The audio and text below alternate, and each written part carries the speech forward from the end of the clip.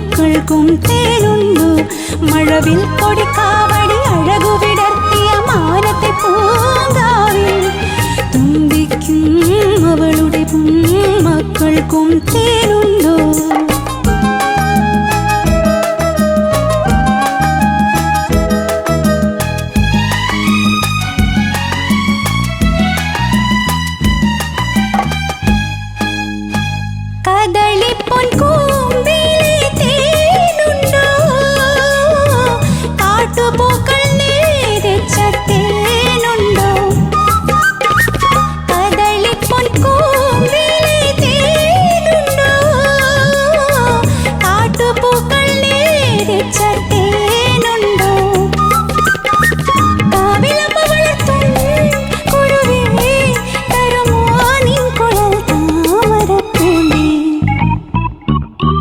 മഴവിൽ കൊടിക്കാവടി അഴകു വിടർത്തിയ മാനത്തെ പൂങ്കാവിൽ തുമ്പിക്കും അവളുടെ മക്കൾക്കും തേനുണ്ടോ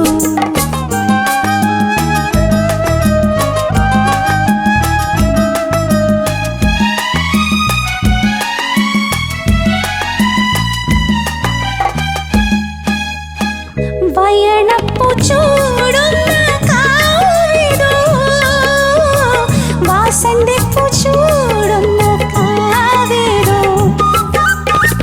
വയണപ്പൂ ചൂടുന്ന കാവിതോ വാസന്തപ്പൂ ചൂടുന്ന കാവിതോ വയലമ്മ വളർത്തും കിളിയേ തരുമോ നിൻ കുഴൽ താമരപ്പൂന്തേ മഴവിൽ കൊടിക്കാവടി അഴകു വിടർത്തിയ മാനത്തെ പൂങ്കാവിൽ തുമ്പിക്കും അവളുടെ മക്കൾക്കും തേനുണ്ടോ മഴവിൽ കൊടിക്കാവടി അഴകു വിടർത്തിയ മാനത്തെ പൂങ്കാവിൽ തുമ്പിക്കും അവളുടെ മക്കൾക്കും തേനുണ്ടോ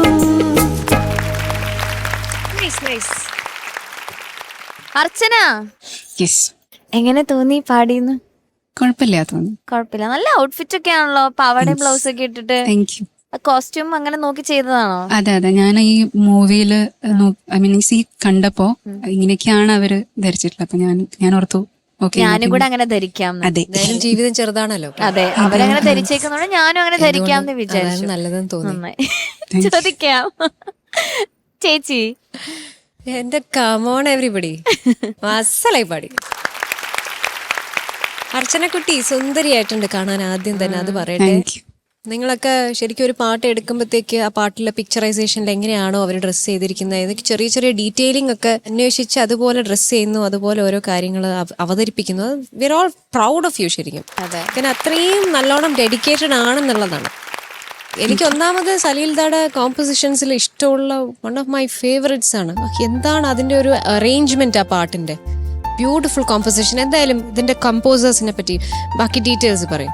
ലിറിക്സ് എഴുതിയിട്ടുള്ളത് ONV കുറുപ്പ് സാറാണ്, മ്യൂസിക് സലീൽ ചൗധരി സാറാണ്, പിന്നെ ഈ പാട്ട് പാടിയിട്ടുള്ളത് ജാനകി അമ്മ, മൂവി സ്വപ്നം. ആഹാ, എന്തൊരു കോമ്പിനേഷൻ, ബ്യൂട്ടിഫുൾ. എല്ലാം വരികളായാലും പാട്ടും ആ മനോഹരമായ ജാനകിയമ്മയുടെ ശബ്ദവും. ആഹാ, ബ്യൂട്ടിഫുൾ സെലക്ഷൻ. മോൾ അസലായിട്ട് പാടി. എനിക്ക് ഇതിനകത്ത് തോന്നിയ ഒരു ഈ പറയുന്ന ഉള്ളിലുള്ള സൈക്കോളജിക്കൽ കാര്യങ്ങൾ കാരണം മാത്രമാണ് ഈ ചില ഭാഗങ്ങൾ എത്തുമോ എന്നുള്ള സംശയത്തിൽ പോകുന്നത്. അനുപല്ലവിയുടെ തേനുണ്ടോ,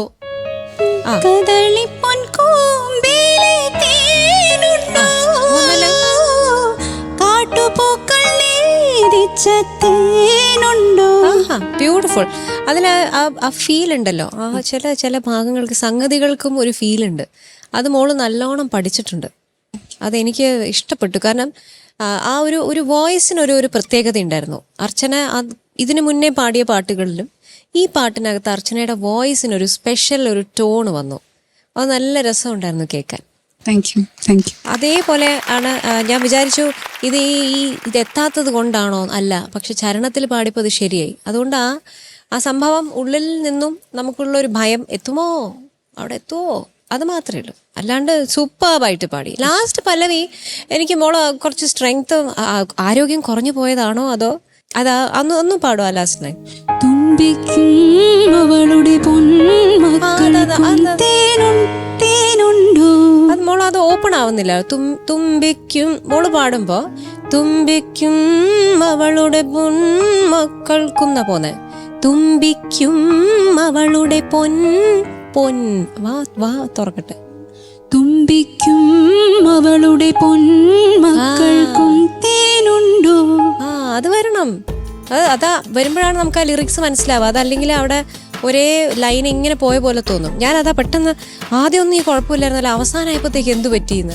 അത് മാത്രമേ ഉള്ളൂ. അതൊരു വലിയൊരു പ്രോബ്ലം ആയിട്ടല്ല, അത് മോള് ശ്രദ്ധിക്കാതെ പോകുന്നതാണ്. സോ ഇത്തരത്തിലുള്ള കാര്യങ്ങളും കൂടി ഒന്ന് ശ്രദ്ധിച്ചു കഴിഞ്ഞാൽ നമുക്ക് വേറെ ലെവലിലേക്ക് എത്താം. ഓക്കെ, ഇപ്രാവശ്യത്തെ ഈ ഒരു പാട്ട് ഒരു ഫാന്റാസ്റ്റിക് സെലക്ഷൻ ആയിരുന്നു. സെലക്ഷൻ മാത്രമല്ല, അത് മോൾക്ക് ആപ്റ്റ് ആയിട്ടുള്ള ഒരു പാട്ട് കൂടിയാണ്.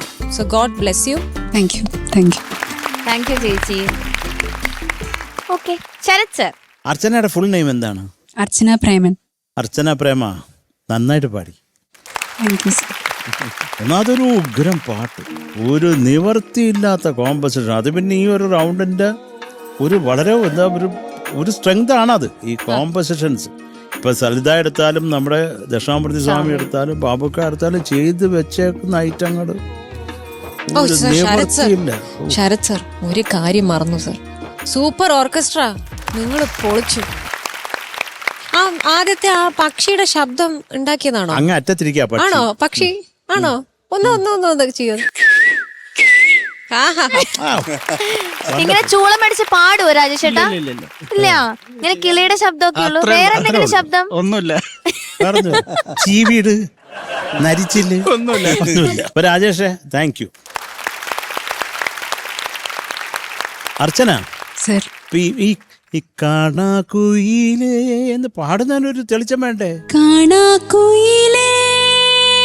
ആ കുയിലിന് എന്തോ ക്ഷയരോഗം എന്തോ ഉണ്ട്, അതൊന്ന് നേരെ പാടുവോ? കാണാക്കുയിലേ.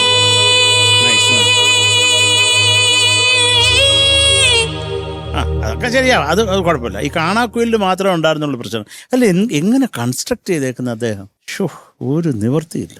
പിന്നെ ഈ തേനുണ്ടോ ഒന്ന് പാടാമോ? തുമ്പിക്കും അവളുടെ പൊന്മക്കൾക്കും തേനുണ്ടോ. ആ, ഉണ്ടോ?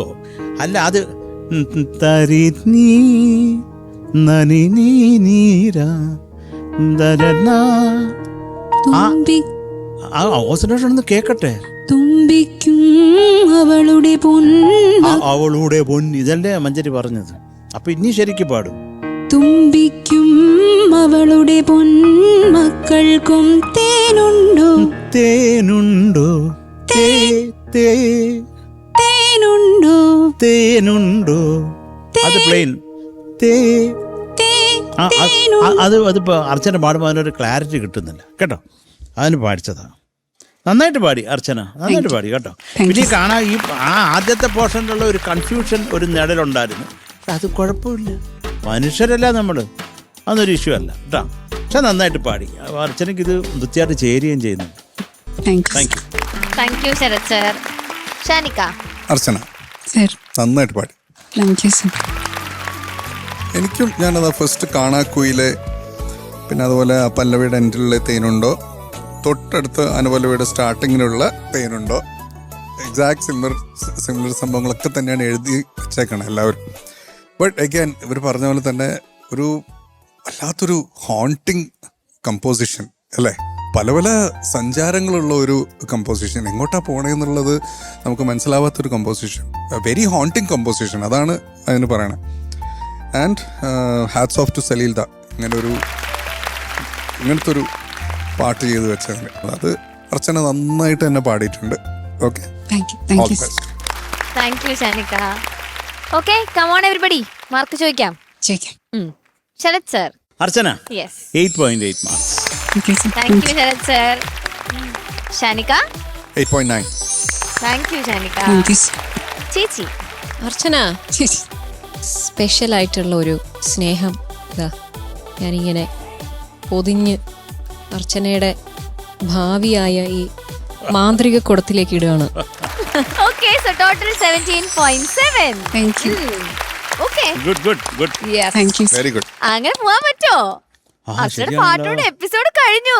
അപ്പൊ ഏറ്റവും കൂടുതൽ വിസിബിൾ ആയിട്ടുള്ള മാർക്ക്, ഹിഡൻ അല്ല വിസിബിൾ ആയിട്ടുള്ള മാർക്ക് കിട്ടിയിട്ടുള്ളത് നമ്മുടെ അർച്ചനയ്ക്കാണ്.